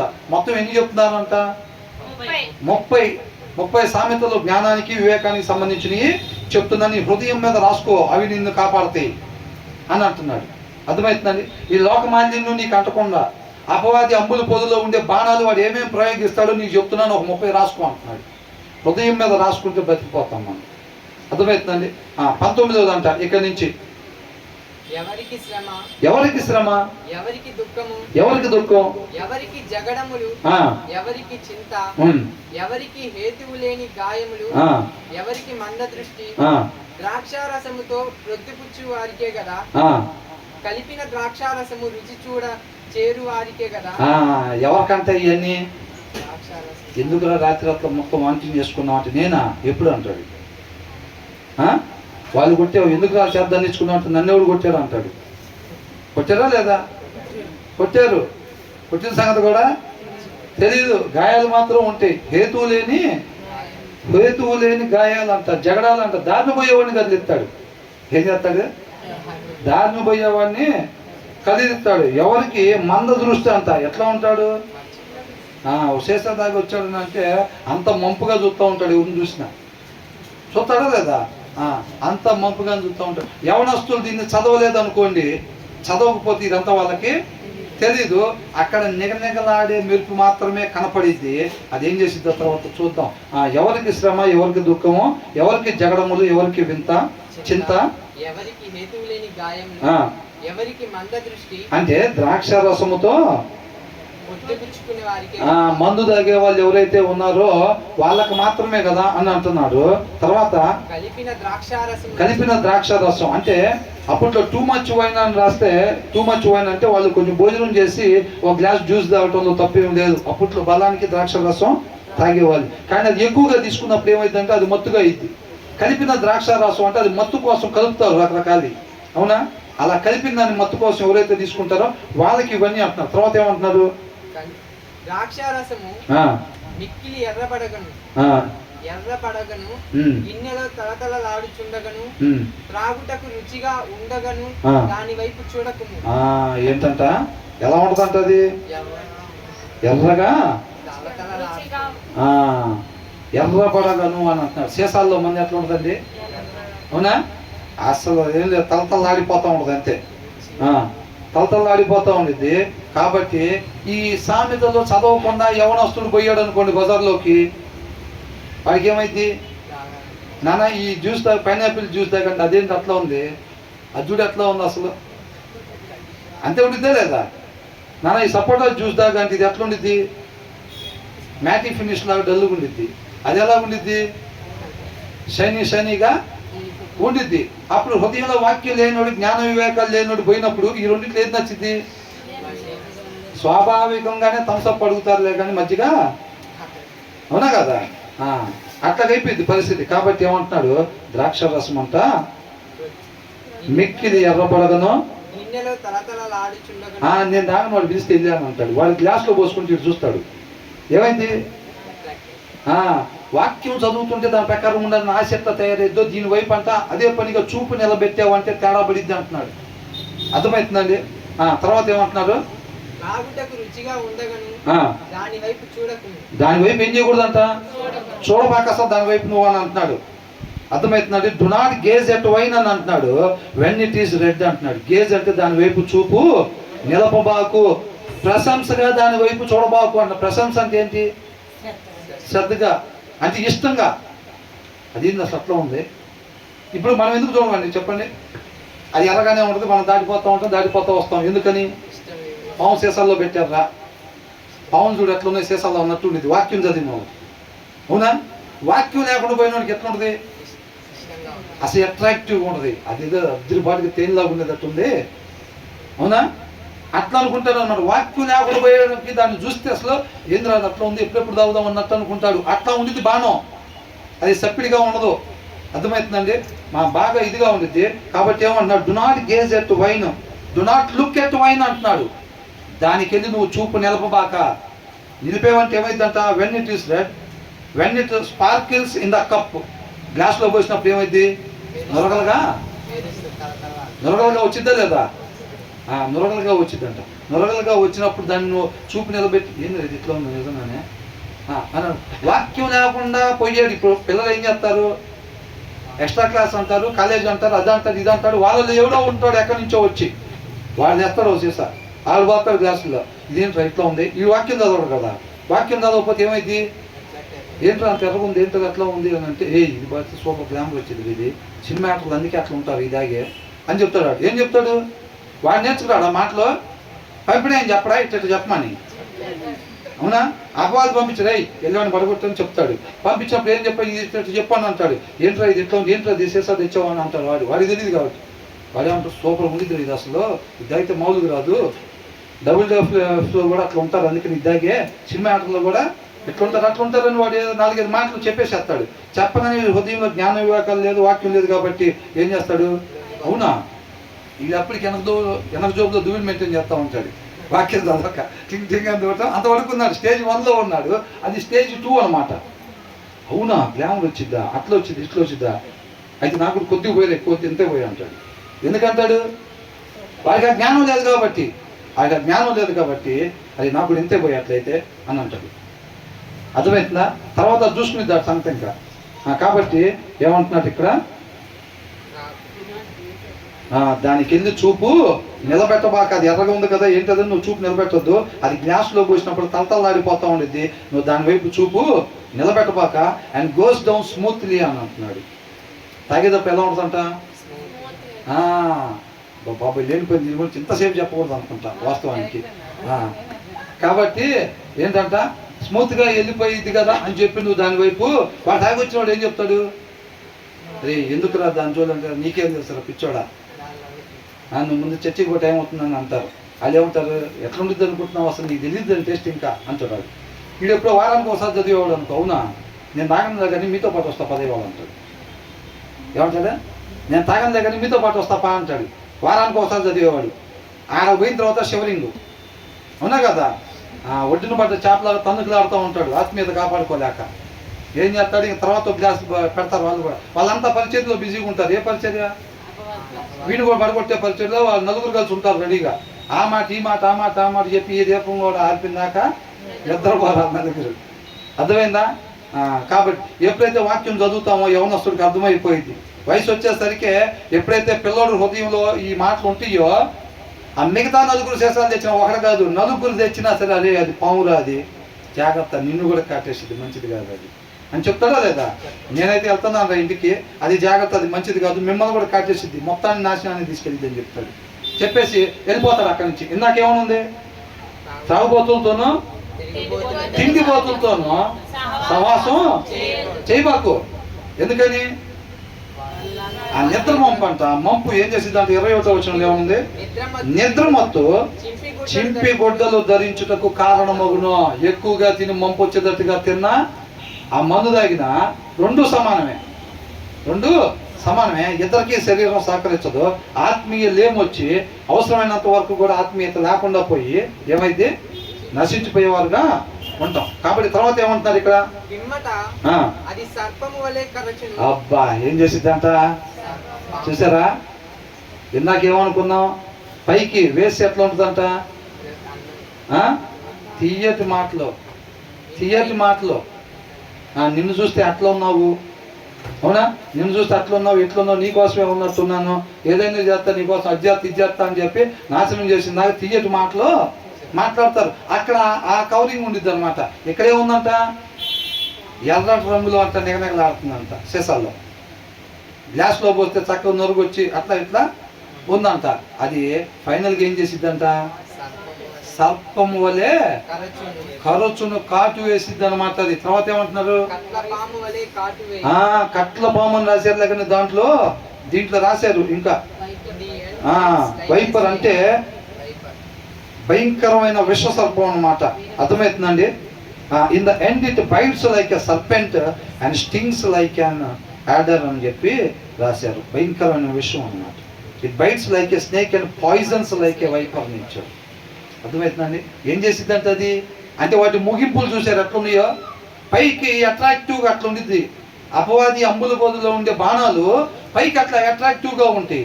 వాక్యం చదవకుండా కానీ పిల్లలు బయట తిరుగుతూ ఏమవుతుందంటే ఆ రంగుకి అట్రాక్ట్ అవుతారు. ఆ వేసుడు వాళ్ళు ఏదైతే మేకప్ గేప్ చేసుకొని ఇది చేస్తారో అట్రాక్ట్ చేస్తారో దానికి వాళ్ళు ఏమవుతారు? అట్రాక్ట్ అవుతారు. వీళ్ళు వాక్యం చదవరు కదా, అది పాము అని వీళ్ళు గ్రహించుకోలేరు. అర్థమవుతుందండి? అది పామురా సీసాలో ఉన్నది, పాము మనల్ని నాశనం చేసిద్దని వీళ్ళకి తెలియదు, వాక్యం చదవడు కాబట్టి. అది చూడండి, వాక్యం చదివాడు అనుకోండి ఏమైంది? ఆ జ్ఞానం వచ్చింది. వాళ్ళు షాపులు ఎంత భయంకరంగా తయారు చేసి ఎంత బాగా తయారు చేసినా వీళ్ళు పక్కన వాడు ఎన్ని సీసాలు తీసుకొచ్చినా ఏమైంది? పాముని చూసి పక్కనే ఉంటామా? వాడు దూరంగా వెళ్ళిపోతాడు. ఆ జ్ఞానం కాపాడిద్ది వాళ్ళని, ఆ వివేకం వాళ్ళని కాపాడిద్ది. అందుకు చదవాలి వాక్యం. అంతే తప్ప నామకార్థం చదివితే ఉపయోగం. 2వ అధ్యాయాలు చదివా 4వ అధ్యాయాలు చదివే కాదు. ఆ వచ్చిన సారాంశం మన హృదయంలో ఉంచితే అది కాపాడిద్ది. మన ఇంటి దగ్గర ఉండి పిల్లలు కాలేజీకి పోయినా, పిల్లలు డ్యూటీకి పోయినా, అవునా, ఎక్కడ ఆఫీస్లో పనికి పోయినా కానీ, ఎక్కడ షాపులో పనికి పోయినా పిల్లలు వాళ్ళ ఆత్మీయత కాపాడుకుంటారు ఈ జ్ఞాన వివేకాలు వాళ్ళలో ఉంటే. కాబట్టి ఇంటి దగ్గర మనం వాక్యం చదవాలి, అట్ ద సేమ్ టైం పిల్లలకు కూడా వాక్యం కంపల్సరిగా చదివించాలి. అదే వాళ్ళని కాపాడేది. తర్వాత ఏమంటున్నారు? విపరీతమైనవి కన్నులకు కనపడే. ఎప్పుడు? అది తాగినప్పుడు ఏమైందంట? విపరీతమైన కన్నులకి మొల్ల చెట్లులాగా కనపడేసిన వాళ్ళు అందరూ కూడా ఒలివ చెట్లులాగానే కనపడుతూ ఉంటారు ఇది తాగిన తర్వాత. అర్థమవుతుందండి? అందరూ అంతే కనపడతారు. తర్వాత ఏమంటున్నారు? వెర్రి మాటలు. ఇందాక వాళ్ళు మాట్లాడారు చూసారా? అది గ్లామర్ వచ్చిద్దిరా, బలం వచ్చిద్దిరా. మనం ఇలాగే ఉంటాం ఎన్ని సంవత్సరాలు పోయినా. అందుకనే వాళ్ళు అట్లా ఉంటారు సినిమా ఆటల్లో అని వాడు చెప్తాడు చూసావా? అవి నువ్వు మొదలు పెడతావు ఇక చిన్నగా.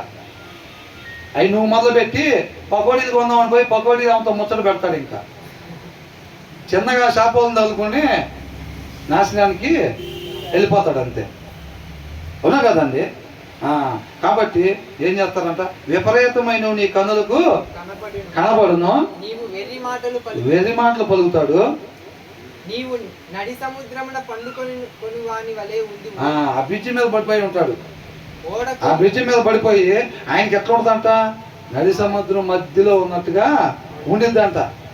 ఆ వాటకి తెరసాపలు అవుతారు చూసారా? పెద్ద స్తంభం.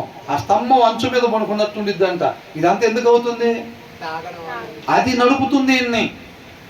అర్థమవుతుందండి? ఎందరైతే వైన్ ఈజ్ ఏ మోకర్, మనం వచనం చదివాం, గుర్తుందా మీకు? బీర్ ఈజ్ ఏ బ్రాలర్ అని చెప్పి మనం చదివాం. ఎందరైతే వాటి చేత నడిపించబడతారో కాబట్టి అది ఖచ్చితంగా నాశనానికే తీసుకెళ్ళి వాళ్ళు ఏదో ఒకటి సూసైడ్ చేసుకునేటట్టుగానో, లేకపోతే అవతరం నన్ను చంపేటట్టుగానో, లేకపోతే ఏదో ఒకటి అది నాశనానికే తీసుకెళ్ళిద్ది. ఎందుకు? ఆ బాణం ఎక్కడి నుంచి వచ్చింది? అపవాది అంబుల పొదిలో నుంచి వచ్చింది. దానికి మేలు చేయటం తెలియదు. అర్థమవుతుందండి? అది ప్రతి ఒక్కరిని నాశనం చేయటమే దానికి తెలుసు. కాబట్టి అదేం చేసిద్ది? నడి సముద్రంలో పండుకునే వాని వలే ఉందువు, ఉందువు. నన్ను కొట్టినను నాకు నొప్పి కలుగలేదు. అసలు తెలియదు కదా. అరే వాడిని ఎందుకు కొడతాడు, ఎంత కొట్టినా తెలియదు. రేపు పొద్దున మాట్లాడని ఆడుతూ ఉంటారు. ఎందుకని? తెలియదు కాబట్టి. ఆ తర్వాత ఏమంటున్నాడు? నా మీద దెబ్బలు పడినను నాకు తెలియలేదు. తెలియలేదు. నేను ఎప్పుడు నిద్ర మేల్కొందును, మరలా దాని వెలుగుదును అని నీవు అనుకుందును. దేనంటే ఎదిగేది? మందు. ఏం చేస్తారు? తాగిపోతులు ఏం చేస్తారు? ఎప్పుడెప్పుడు లెగుస్తానా అని చూస్తారు. ఇప్పుడు పడుకొని నిద్రపోయేటప్పుడే అనుకుంటారంట. ఏమని? You will be like one sleeping on the high seas, lying on top of the raging అని అన్నాడు. తర్వాత లాస్ట్ ఏమంటున్నాడంటే, but I don't feel it, when will I wake up, నేను ఎప్పుడు లెగుస్తాను, so I can find another drink అంట. లేకపోతే ఏం చేస్తారంటే వీళ్ళు ఇంకో ఇంకొక I must have another drink అంటున్నారు, ఇంకో సీసా తెచ్చుకోవాలి పొద్దున్నే పోయి. అందుకనే వాళ్ళు రాత్రి అంతా తాగాడు. మళ్ళీ లెగిసాడా, అబ్బాయి లెగిసాడా అంటే ఏం లేకపోవటం, ఆల్రెడీ లెగిసి వెళ్ళి మళ్ళీ ఆల్రెడీ ఒకటి దాగి ఇంటికి 2 తెచ్చుకున్నాడు అంటారు. వాళ్ళ పరిస్థితి అట్లాగా ఉండిద్ది. ఇదేం చేసిద్దంట, పాము వలె కాటు వేసిద్ది. ఇది పాము వలె కాటేసిద్ది. ఆ జ్ఞానం ఆ వివేకం ఏంటంట, ఇది చూడాలి. ఆ జ్ఞానం ఆ వివేకము పిల్లలకి ఉండాలి. పిల్లలకి ఆ జ్ఞానం ఆ వివేకం ఉండాలి. అర్థమవుతుందండి? నీట్గా రెడీ అవ్వాలి, నీట్గా రెడీ అవ్వాలి కాదు, అవసరానికి మించి నీట్గా రెడీ అవుతున్నారు అంటే ఏంది తేడా? అవునా లేదా? ఆల్రెడీ ముఖం కడిగావు, పౌడర్ రాసావు, మళ్ళీ 3 క్రీములు ఆన్లైన్లో ఆర్డర్ ఇచ్చావు అంటే ఏంది అర్థం? లేదు అక్కడ. అంతేనా? ఉదయంలో వాక్యం లేకపోతేనే ఆర్డర్ ఇచ్చేది. ఉదయంలో వాక్యం లేకపోతే ఆర్డర్ ఇచ్చి ఆల్రెడీ పరిచర్యకు బయలుదేరేవని 3 రకాల క్రీములు రాసి పరిచర్యకు బయలుదేరావు. ఎక్కడ? కాలేజీల్లో, ఆఫీసుల దగ్గర, స్కూళ్ళల్లో. అవునా? నీట్గా ఇంకా బాగా కనపడాలి, ఇంకా బాగా కనపడాలి, ఇంకా బాగా కనపడాలి. ఏమైంది కనపడితే?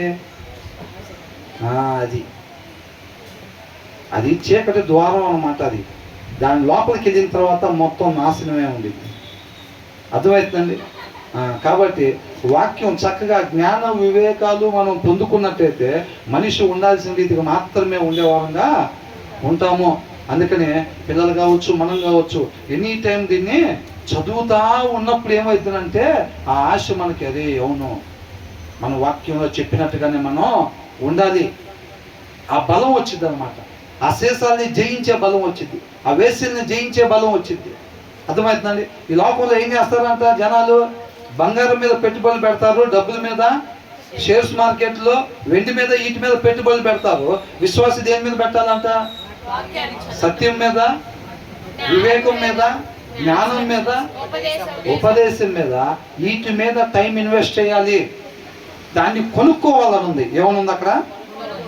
కొనుక్కోవాలి. దాన్ని మనం అమ్మి వేసుకోకూడదు. ఈ లోకంలో కనిపించే దానికోసం సత్యాన్ని అమ్ముకోకూడదు అని రేపు రాస్తుంది. అవునా? నీ కుడి పక్కన ఉన్నవాడు, ఎడం పక్కన ఉన్నవాడు వెండి కొంటా ఉంటాడు, బంగారం కొంటా ఉంటాడు. మనం మాత్రం ఏం కొనాలి? సత్యం కొనాలి, ఉపదేశం కొనాలి, జ్ఞానం కొనాలి, వివేకము కొనుక్కోవాలి. అది మనల్ని కాపాడిద్ది. మన జీవితం ద్వారా వాళ్ళకి మాదిరిని కనపరచాలి. అప్పుడు మనం ఈ లోకానికి వెలుగుగా, ఉప్పుగా ఉండేవారం ఉంటాం తప్ప లోకంలో గెలిచిపోయే వారంగా కాదు మనం ఉండాల్సింది. అవునండి? కాబట్టి చక్కగా వాక్యం చదవటం వల్ల అనేక విషయాలు మనకి మన ఆత్మీయతని కాపాడుకోవాలి. చక్కగా తండ్రి దగ్గరికి పరిశుద్ధంగా చేరుకోవాలి. మన కోసం ప్రాణం పెట్టాడు కదా, ఆయన వెల చెల్లించాడు కదా. ఇక మీదట పోయినసారిలాగా అవిధేయత చూపించకుండా చక్కగా ప్రతిదినం వాక్యం చదువుకొని ఆ బలంతో మనం ఈ లోకాన్ని జయించే వారంగా ఉండాలి. దేవుడికి మహిమ కలుగుతుంది.